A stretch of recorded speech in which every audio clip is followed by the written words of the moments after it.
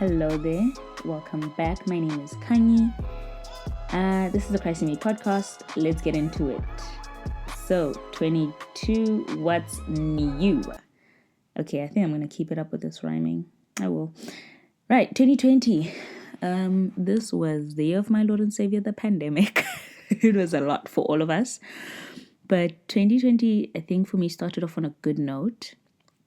I think I was just reeling off from the previous year and how I ushered in my 21st year. I told myself, at least this time around, that things would be different. I just know that that's what I told myself, that this time things are going to be different. I don't know how, they just will. But the year already, of course, started off a different setting, for one. I think for me, I wasn't sure if I was going to be going back to school, which is something that I've been consistently doing now that I had done for the past 4 years. And so starting off the year not knowing if I'll be going back to school or not, or what, because it's provided a sense of stability and something that I've known, just the routine that, okay, this year I'm going, I know where I'm going, I know what I'm supposed to be doing, right? It's an assurance of this is where I will be, because like all human beings, uncertainty is it's a bit scary. So the feeling of not knowing what's ahead was new, but I think at the same time, when I think about it now, I was not exactly too worried. The assuredness was there. Is there such a word? The assuredness. There's such a word. I'd already applied, of course, at the time, applied abroad, and the semester only started in August. So that also gave me time to just sort of also rest and think about what's next and enjoying maybe some downtime with my family and friends. And of course, I realized that that is such an amazing privilege to have had, knowing what a lot of people went through that year worldwide. A lot of people, I even lost, family members, but grateful that I was secure enough to be able to say that it's just me and my family and that's it.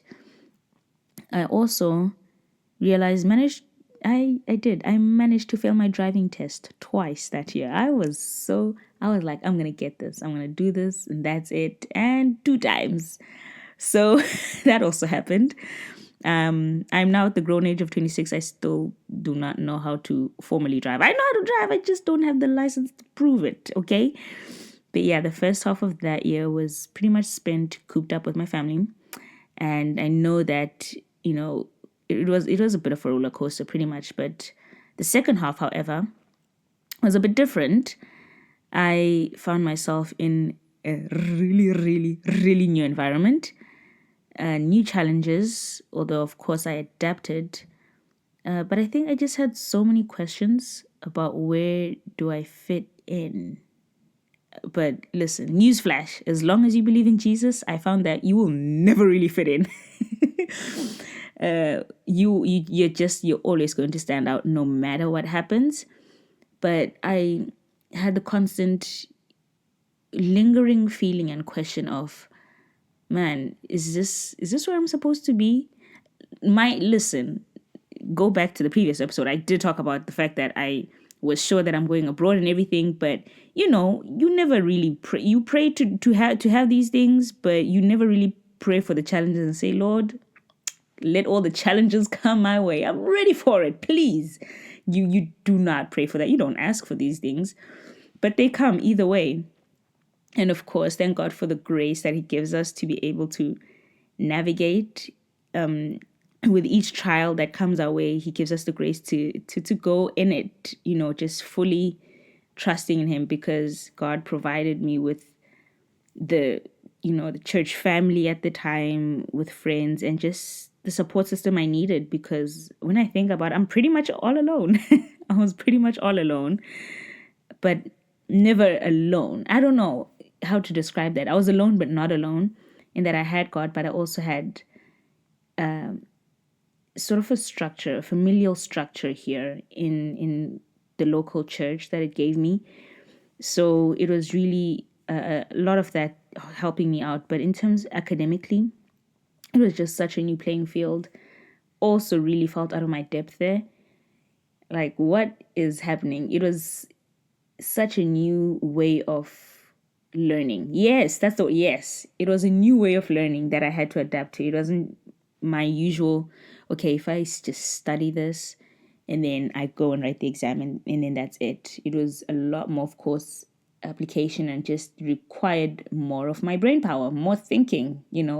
I wasn't just going to get away with consuming all the knowledge and then regurgitating it. But this time around, it was really grasping it and learning how to actually apply it, which is what the program actually. When I would look back, actually, I was like, is this what I applied for? Oh, I did. Oh, okay. Is this what I wrote on my applications? I said that. It was as advertised, so I don't know why I was so surprised. But either way, it was a new challenge. And again, I don't know how I got through that year. It was just one heck of an intense year, but I got through it.